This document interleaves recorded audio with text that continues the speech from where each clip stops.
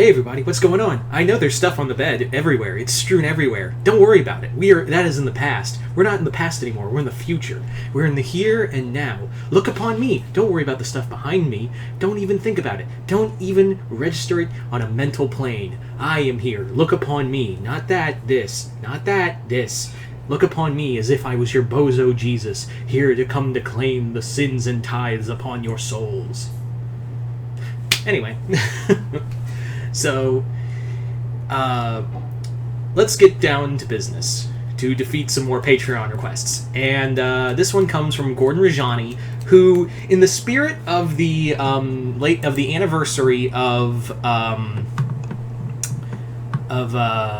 Baccano, one of my favorite animes of all time, he asked me to do it is the 15th anniversary of Baccano, and he asked me to do a Batman Baccano crossover for his Patreon request. So let's get into it. So how would I do a Batman Baccano crossover? Now, this isn't like an AU where it's like 1920s Batman, like Thrill Killer Batman or something like that. This would be modern day. Why? Because most of the characters are immortal in Baccano. So in this story, basically Gotham has been the Gotham underworld has been rocked by a new family that has moved in from New York. They've come down from New York, and it's a very powerful crime family that Bruce has kind of kept an eye on, because he always suspected that the family would show up. Like, it was not a matter of time. It was not a matter of if. It was more like a matter of when they would come to Gotham. And it seems like they've been around since the 1930s. Survived the Great Depression. Survived literally. The end of the golden age of gangsters, Prohibition, all of it. They survived all this time and are now like expanding their territory downward into Gotham, and Batman is not having it. Now, as to who this is Firo and his now wife Ennis, the homunculus. The two have basically outlived outside of a fewer people within the family. They have quite literally basically created a new criminal empire. But it's not like one built on like fear and terror or anything like that. It's more based around the it's like protection. It's not like they're selling. There's been no drugs. There's been no it's been racketeering and gambling and girls. That's really all it's been. And they've stayed out of the drugs. They've stayed out of human trafficking. In fact, they've actually curtailed a lot of other groups that have been using human trafficking and drugs, among others. So now they're looking to expand the empire. Because they're like, why not? Like, why not? Why can't we just go further? Like, why can't we just, expand into, further territories? And Gotham City's got its own share of freaks and whatnot, and it can handle two more. So, Firo's been now in charge of the family. He's watched friends grow old and die, but as long as he still has Ennis, he's still sane. Like, it does bother him. Like, the concept of immortality does irk him, but he does have... The thing about immortality is that it's super fucking lonely, but he still has Ennis with him, and he also is like, you'd think I'd go insane after, seeing all my friends grow old and die on me. But two things. He still has Ennis, and he always remembers them. No matter what, his memory is still intact, and he always carries their values and what they would want. So he's not like, a lot of these other like big gangsters and whatnot. He's like in Gotham. He's more like got a heart to him. So when he comes to Gotham and comes to the and enters the Iceberg Lounge to speak with Penguin, he's like, look, Ozzy, baby, you know what I am, and I don't want to fight, man. I just, it would be nice to have a friend. It would be nice to have a friend around here, and you seem like the more respectable one. You seem like the one guy who I could, get around with. I could, someone I could work with in the city of Gotham. I don't want to work with Sionis. I don't want to work with White Shark. I don't want to work with, and I certainly don't want to work with that puppet fuck. So I could use your help. And he's like, you and Penguin's like, you do realize where you are, right? You were in Gotham City, and I'm not just talking the other gangsters. And like, this ain't New York. Like, I'm telling you right now, Mr. Firo, this ain't New York. This is a city of monsters. And he's like, I know, I'm a bit of a monster myself. And he basically like tells him like straight up, like, I know, like, I came to you because I knew you tried to assassinate me right out the gate, but I don't want to do that. I don't want to, like, I'm willing to split up Gotham. I'm not looking to take over Gotham Underworld. A lot of people seem to think since I got here that I want to take over Gotham's underworld, but it's not. I just want a piece of the action. I want to go back to New York. I just want to expand here. I just want to sell some product, maybe push it through the Iceberg Lounge, and go home.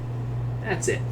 I just want to like get a cut of the gambling. That's really what Firo wants. Is he wants a cut of the gambling and racketeering and the alcohol and illegal firearms. Like, that's the other thing he's been working on is firearms deals. And he's like, yeah, you give me that, that will be enough for me. And the reason why is because he knows Gotham is just a cesspool. So he knows he's going to make bank here. And Oswald's like, you see, that's the thing about people who say they don't want power. They crave it.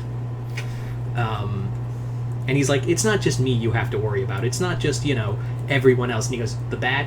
That's who you're trying to say? Like, you want me to worry about the Bat, right? That's the one guy I've been waiting to see.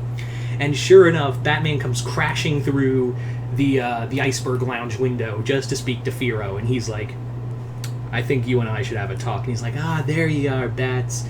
Look, I'm a big fan. I've been a huge fan for you since ever. Like, ever since you came on the screen, ever since you came on the scene, you've always been a mystery to me. But I got a few tricks myself. And then he's like, oh yeah, and duck. And Batman's like, duck? And Ennis comes flying in to kick him and knocks him back down. So Batman and Ennis fight until Ennis and him escape, and Batman retreats, and he's like, something's up. Like he actually gets a touch of Firo's blood and a little bit of Ennis's DNA and a strand of Ennis's hair.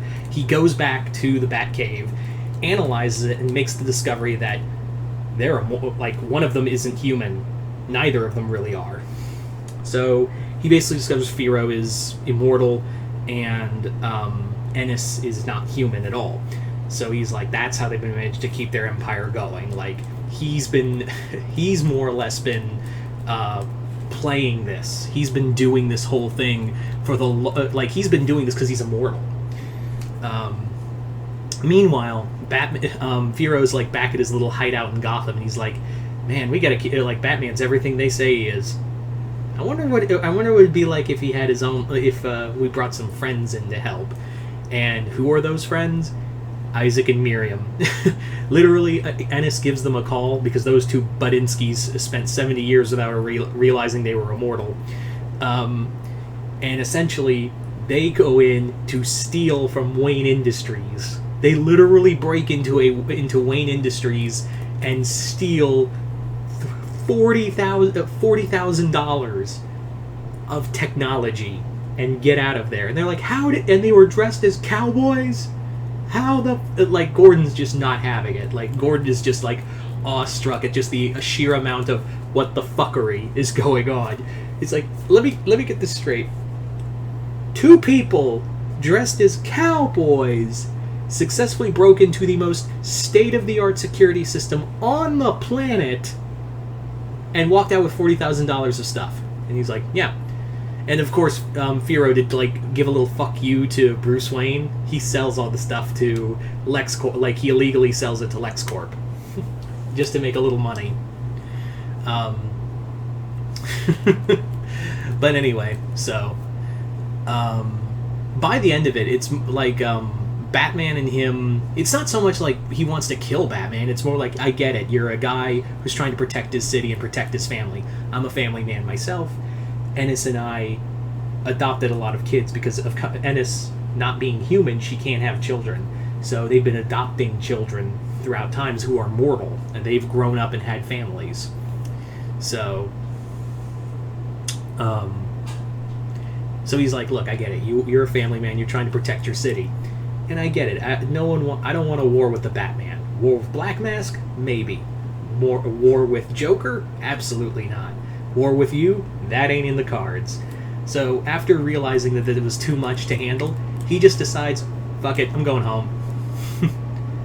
So, there you go, guys. There is my Batman Baccano story. I'd like to thank Gordon Rajani for sending me this video request. Other than that, you guys tell me in the comments below what did you guys think of it, and if you would like to have a Patreon request done, just hit the link below, head on over to my Patreon, and if you hit the 4th tier, you can send me requests for doing videos here on YouTube. Other than that, I'm Mr. Multiverse. See you next time in the Multiverse.